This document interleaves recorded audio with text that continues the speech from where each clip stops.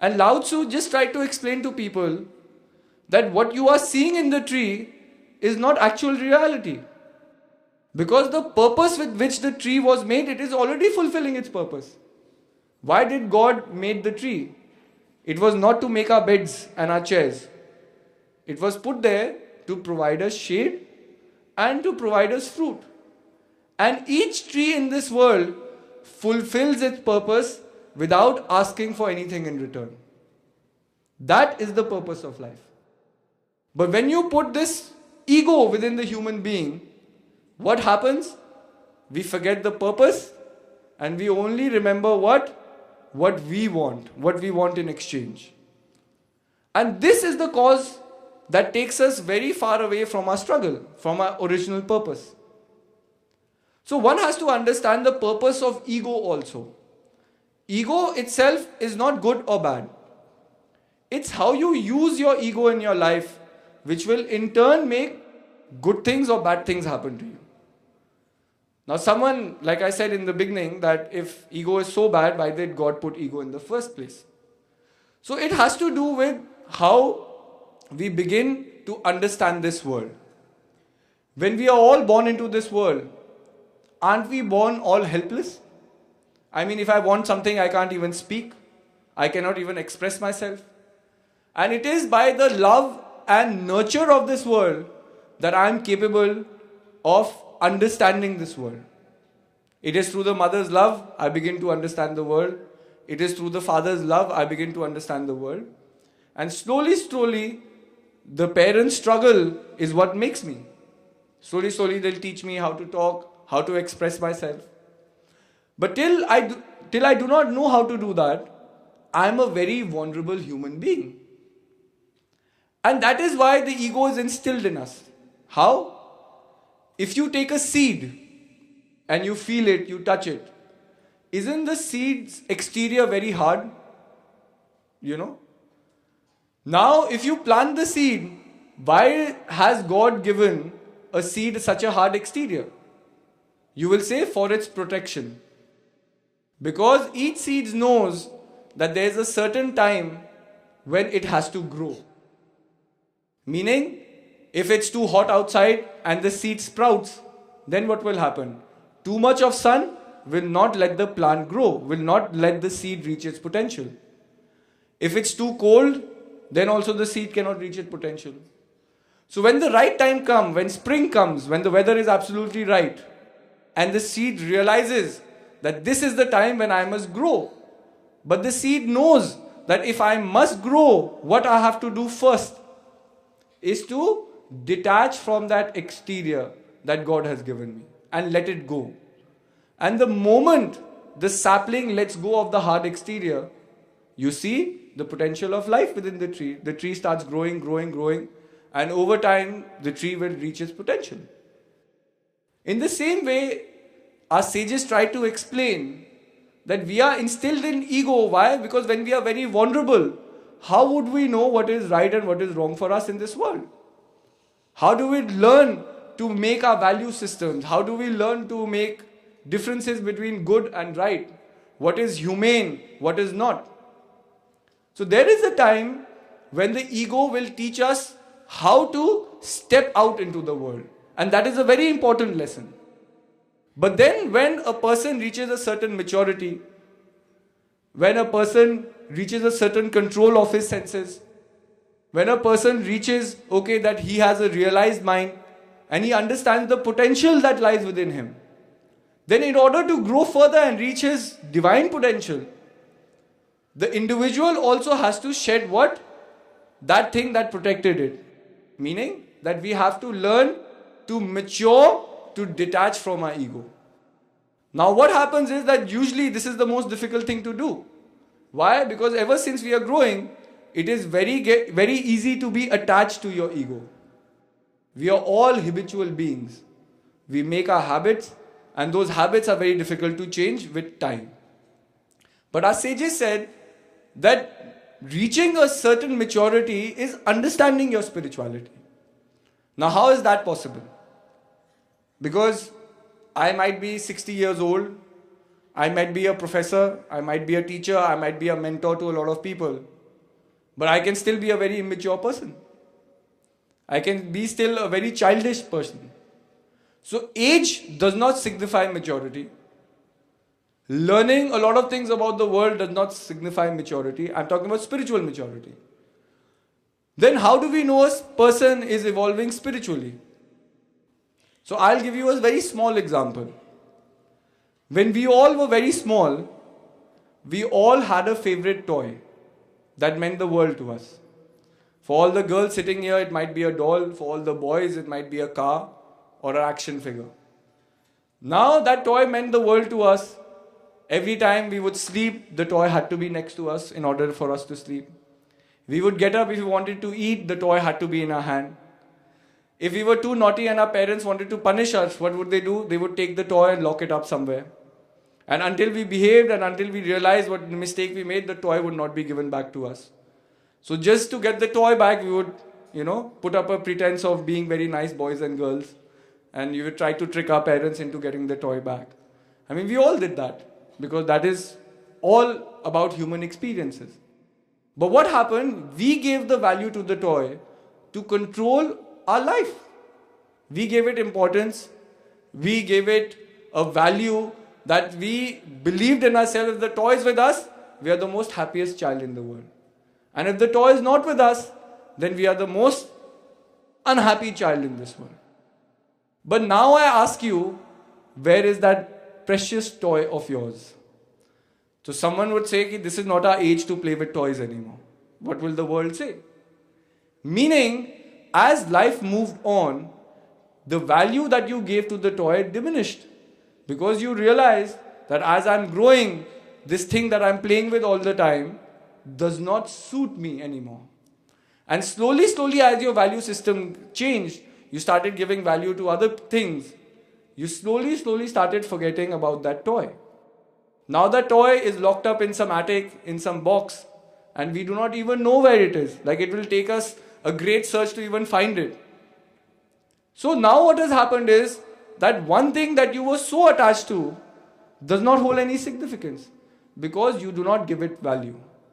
So in the same way, our sages try to explain that maturing spiritually, it's not about detachment of the world. That I give up on everything and I go live in the Himalayas. Because if the mind is attached to the world, then it is the thought that will attach you.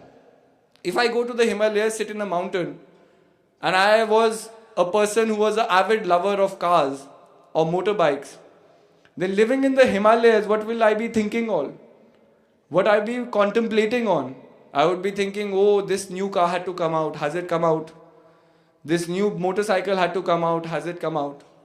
So if I'm sitting in the Himalayas thinking that I'm detached from the world, I'm no longer attached to Maya, but my mind, because it's attached to the world, has even created a greater Maya, which is called the Mahamaya. And that Mahamaya is only our creation. And that's what we have to realize, that in order to counter the creation of the mind, you have to rise above the mind. That is detachment from the ego. Meaning, you ponder into the world what is the most essential thing and you attach to that. Now, what is the most essential thing? How are we alive? What is the prime vital which is within us? So that has to be understood. And our sages said that through great struggle, a person begins to realize that. Why?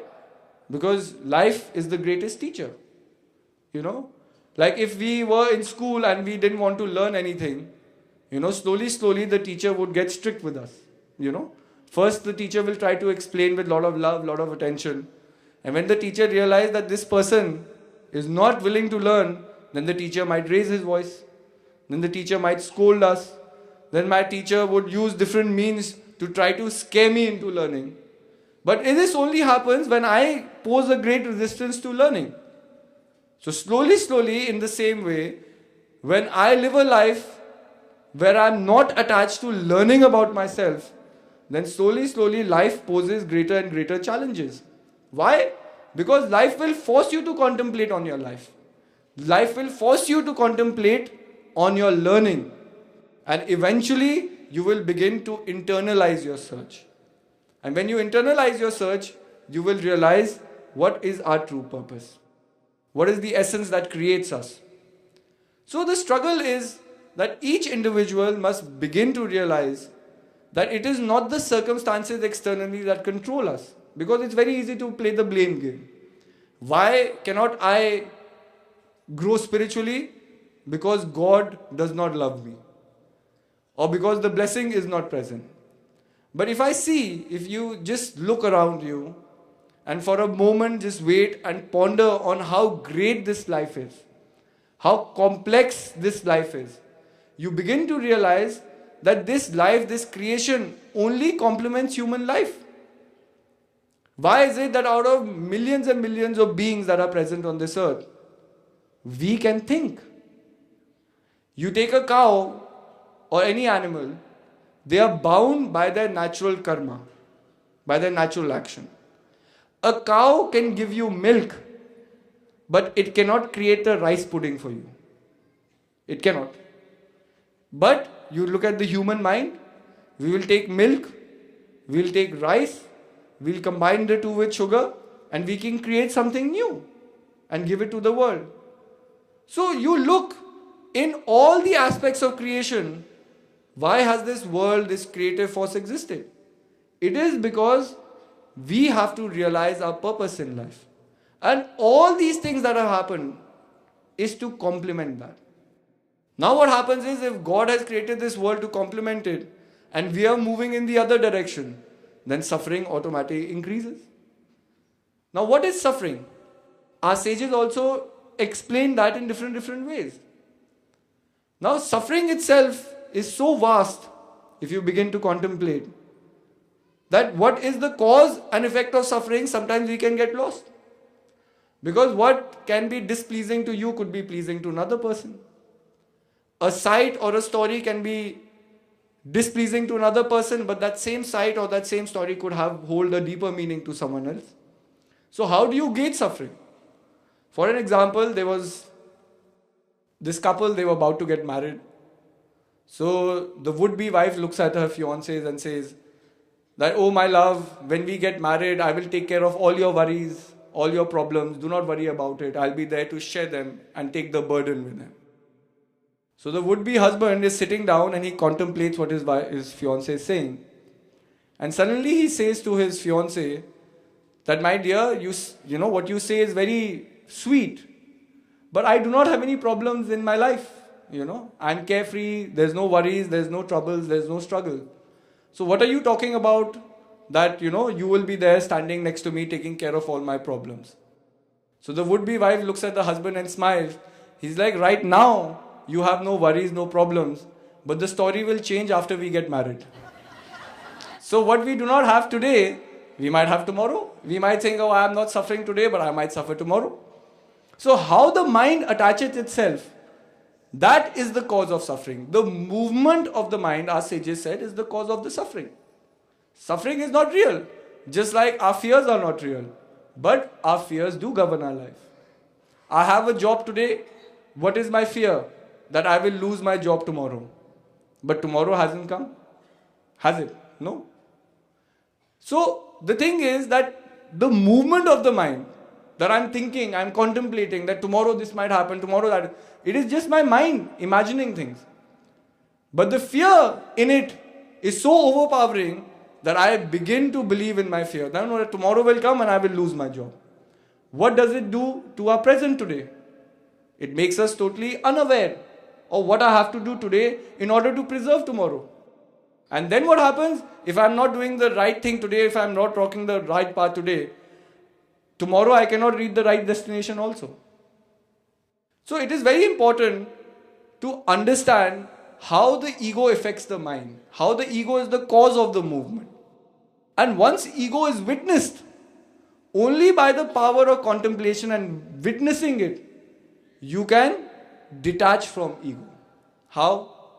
If you're walking down a path and you see a drain is open, you will not step into it, will you? You will skip over it. But that will only happen when you're looking where your foot is going.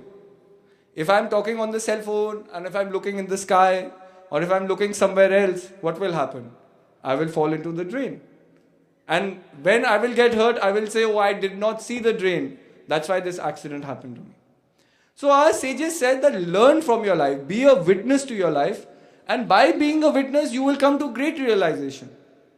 But the fact is that we are not witnessing our lives. We are witnessing other people's lives. What this person said, what this person did. And within witnessing all people's life, we start comparing. The ego starts comparing. What has he got? What have I got from life? And within this comparison lies suffering. Because if we say that everyone should get everything in life, it cannot happen. Because each individual or the soul is in different stages of the journey.